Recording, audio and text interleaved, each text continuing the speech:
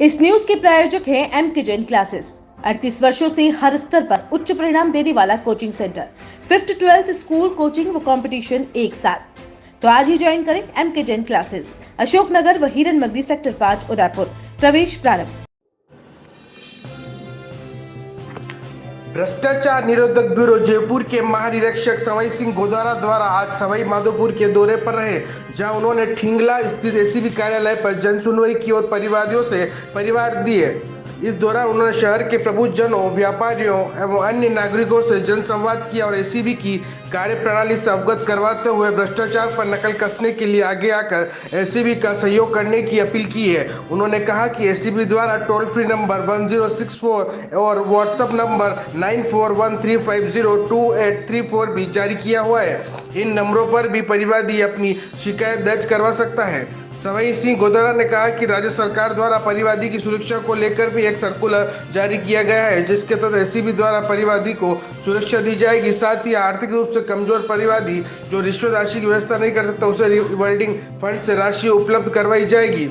उन्होंने कहा कि एसीबी द्वारा भ्रष्ट अधिकारियों एवं कर्मचारियों के खिलाफ लगातार कार्रवाई की जा रही है। कोई भी परिवादी शिकायत करता है तो एसीबी द्वारा निश्चित रूप से कार्रवाई की जाएगी। इस दौरान उन्होंने कहा कि आय से अधिक संपत्ति को लेकर भी एसीबी में शिकायत की जा सकती है। एसीबी इस तरह के मामलों की भी जांच कर आवश्यक कार्रवाई करेगी। उन्होंने आमजन में भ्रष्टाचार मुक्त राजस्थान बनाने में एसीबी का सहयोग करने की अपील की है। इस दौरान उन्होंने एसीबी कार्यालय द्वारा किए जा रहे कार्यों की भी समीक्षा की और अधिकारियों को आवश्यक दिशा निर्देश दिए।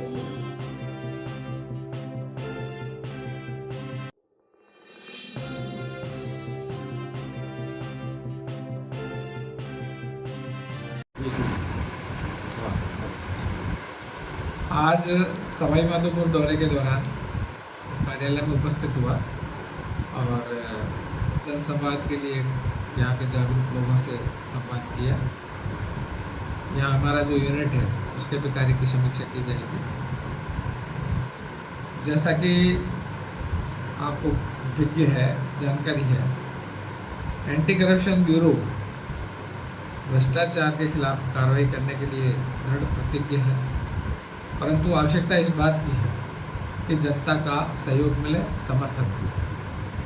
क्योंकि ट्रैप के मामलों में जब तक परिवादी आगे बढ़ के हमारे तक नहीं पहुंचेगा, तब तक हम कार्रवाई कर नहीं सकते। डीए के केस में भी अपेक्षा रहती है हमारी कि ऐसे लोग जिनके पास आय से अधिक संपत्ति है, वो ऐसे लोगों की हमें जानकारी दें।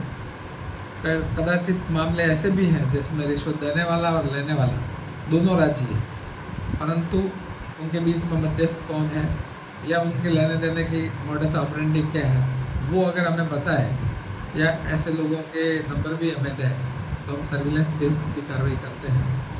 तो इन्हीं सब चीज़ों के लिए बात की गई थी।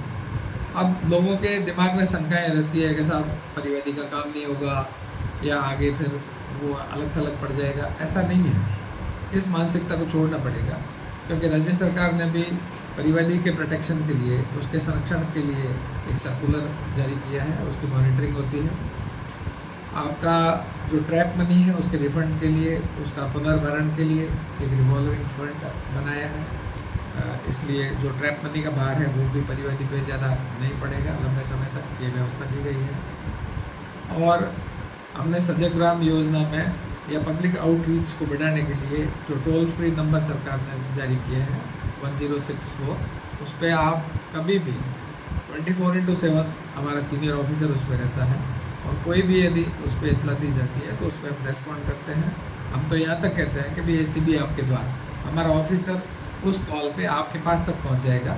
आप किस ढंग से उसका सत्यापन कराना चाहते हैं, आपसे बात करके उसकी कार्रवाई करेगा।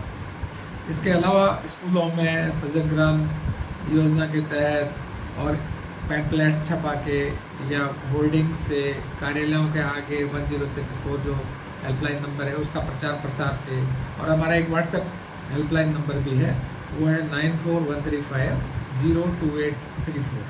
तो उसका भी हम प्रचार प्रसार करते हैं कि आपको अगर कोई रिश्वत लेते देते का कोई